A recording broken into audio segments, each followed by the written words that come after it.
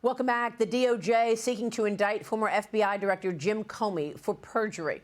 The probe into Comey centers on whether he lied to Congress during his hearing on September 30th, 2020, and leaked Russia collusion to the press. Watch.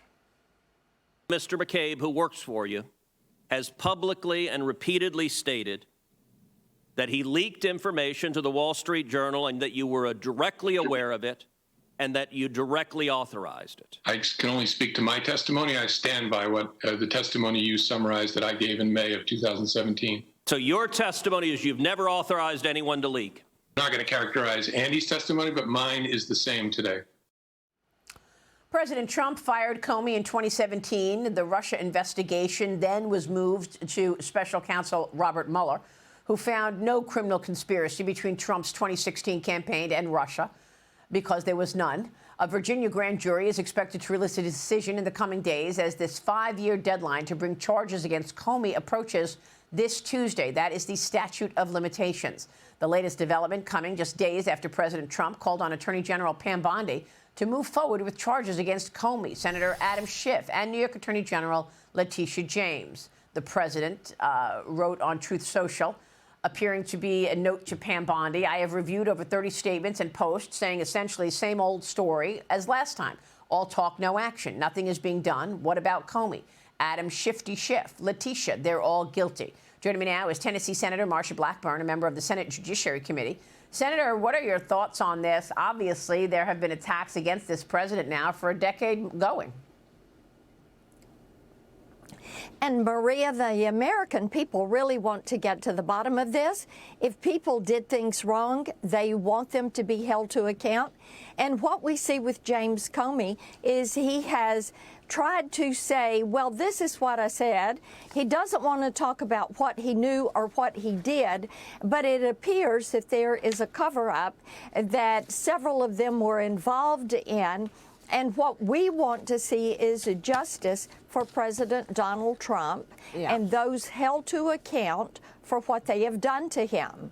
Well, I mean, you lived it as well. You watched how they came up with all of these fantastic, fantasies about Trump colluding with Russia, and then leaked it to the press so that the press would take it and it would go viral, which is exactly what happened. Half the country may still have questions about whether or not there was collusion. So is the issue here just perjury, or is there other criminality? That is something we will know when we hear what the grand jury has to say. But Maria, bear in mind, the American people watched this play out. They heard what President Trump had to say. They saw how DOJ was weaponized, how it was used against him, how other federal agencies were brought to bear against him, his family, people that supported him, people that were involved in the campaign, the amount of surveillance that was done, and what the American people have realized. Things that President Trump said were happening to him were actually taking place. Now, those that did this need to be held responsible, and it is important that this go to the grand jury and that they send something back. I hope they send it back today, and I think it would be appropriate to see an indictment, but we will see what the grand jury has to say today. All right, we will wait for that. Let me move on to this potential government shutdown. Senator, House Minority Leader Hakeem Jeffries is demanding what he's calling an ironclad health care agreement. Tensions, of course, escalating ahead of this Tuesday deadline when we could see a potential shutdown midnight, Tuesday, September 30th. The White House Budget Office sent a memo to federal agencies Wednesday night telling them to prepare layoff plans in an event of a shutdown. So what are you expecting? My hope is the Democrats come to the table. This is a clean CR. Now, Maria, what they are trying to do is to take those enhanced Obamacare subsidies that were put in place in 2020, were set to expire in 22. The Inflation Reduction Act extended them to 2025, and now the Democrats want to make this permanent. So they're wanting to continue enhanced subsidies.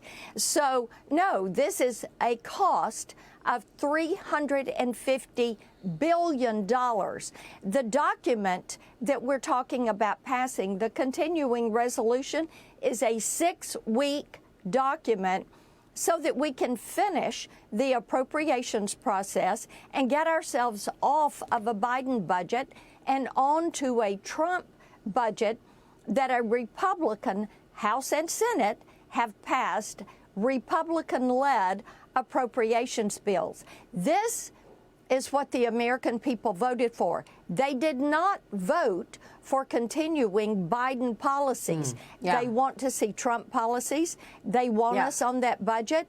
And hopefully we will get them to realize it's a clean CR. They need to do their job.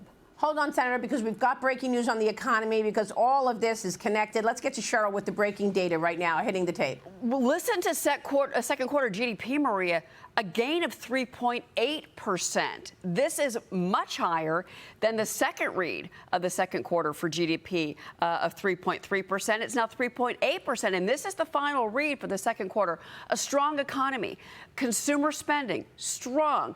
Yes, imports decreased, and that certainly affected the number, but again, a much better than expected. And this is a bit of a surprise for the markets. Claims better than expected for jobless, 218,000. We were looking for 235. Continuing jobless claims, 1.926 million. This is a good story for the employment picture. Durable goods, get this, month over month up 2.9%. That expectation was for a loss of 0.4%. That's very strong. Strip out transports, you got a gain of 0.4%, Maria. But that GDP number, it's very rare to see that, but it was a good number. Actual number, 3.8%, much better than the 3.3% estimate, and you've got markets trading lower.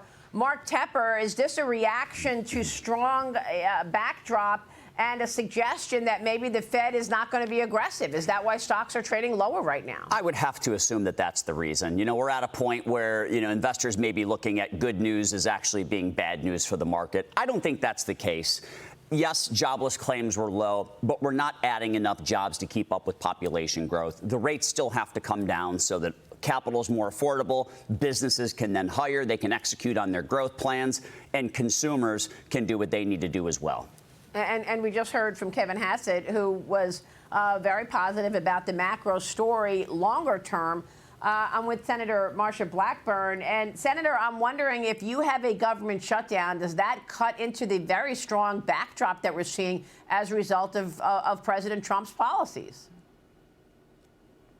And President Trump has been right on what his policies would do. So has Secretary Bessent.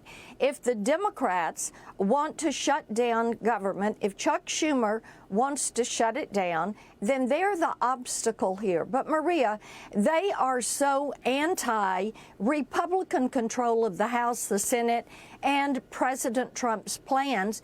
Who knows what they are going to do? But I would remind my Democrat colleagues, the American people overwhelmingly voted for what President Trump was bringing to the table. What you are seeing in the numbers bear out that his plan is working. It is right. We also know that the Fed did a little cut. They have mentioned that there would be more cuts to come. It is important to get this economy back on track.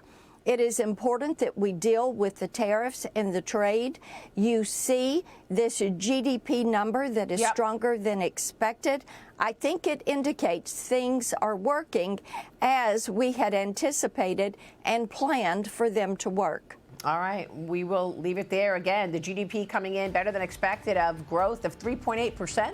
versus an expectation and last reading of 3.3%. Durable goods up 2.9%, and it was expected to be lower. Senator, good to see you. Thank you so much. Marsha Blackburn joining us this morning. Good to see you.